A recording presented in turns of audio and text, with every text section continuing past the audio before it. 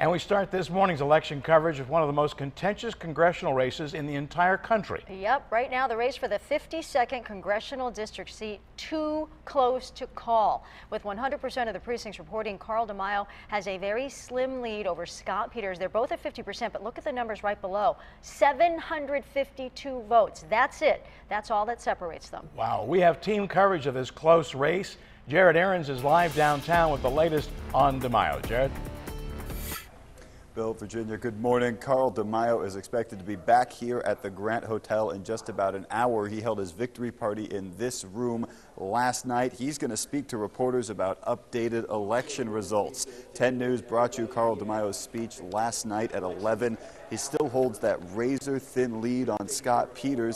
This comes after one of the most contentious campaigns in the country, full of attack ads, harassment charges, even an alleged break-in of a campaign headquarters. But last night, DeMaio promised to end divisive party politics, and he even had a message for his opponent's supporters. To the voters who did not cast their votes for me, I want to let you know that I hope to earn your trust and support. I will be your congressman, whether or not you voted for me. There's still no word on when these election results will be deemed official, or again, like you guys said, if there'll be a recount. But Carl DeMaio will be here at 7 a.m. We'll bring you what he says throughout the morning. Live downtown, Jared Aarons, 10 News. All right, our team coverage of the 52nd Congressional District seat continues now. Marie Coronel is live at the Registrar of Voters office in Kearney Mesa.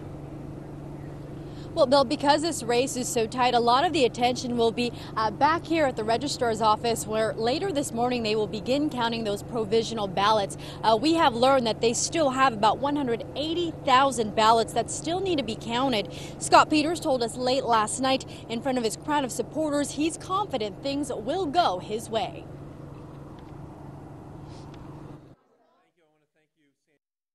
I think it looks really good. Looks like it's closing. It's moving our way. I think we had a great day today in the field. We have just an outstanding ground game, and we built up all year. Now, Peters is pretty active on social media. I checked his Twitter page, but he has not made any comments about the outcome of the election. Live in Kearney Mesa, Marie Cornell, 10 News. Thank you, Marie. Joining us now is political analyst John Dadian to talk about District 52, still too close to call. Yeah, it is. John, what's going on here? You know, the phrase I've been using, this really isn't a surprise. We've been saying for 4 months that this is going to go down to the wire, and you can't get much more down to the wire than the numbers that we're seeing right now. John, let's talk about where we proceed from here in terms of when it's this close with this many votes, what are the options? Well, keep in mind, although it's this close as we speak, a lot of provisional ballots out there, even mail-in ballots, a lot of people drop them off at the polling booth, and those are set aside and have yet to be counted, et cetera. So let's see the next couple days to see if this breaks. If this still stays as close as it is, it's probably going to be a recount. Well, the recount then, if there were one, would have to be asked for by Peters. There's no automatic recount in California, and Peters would have to pay for it. How much would that cost? Well, with all due respect, Bill, you're saying Peters. What if 24 hours from now, Peters is ahead? That's a good point. So you have to be careful on that. Of course. And I'm not sure on the exact cost, but again, basically we're talking about 1/5 of the San Diego County, so it would be quite expensive. 40,000, 50,000. Yeah, I would think probably right around there. But again, there's probably other options. The county may be looking at whether a recount is necessary and that type of options. So it's possible that we could have a government organization, the county, for example, step in if it stays really close? I don't remember the last time when it was this close that we're sure we're going to have a recount, so we really don't know. But again, what Bill alluded to is normally the person behind can call for a recount, but we don't know who's going to be behind it. And that person's on the hook for it now as well.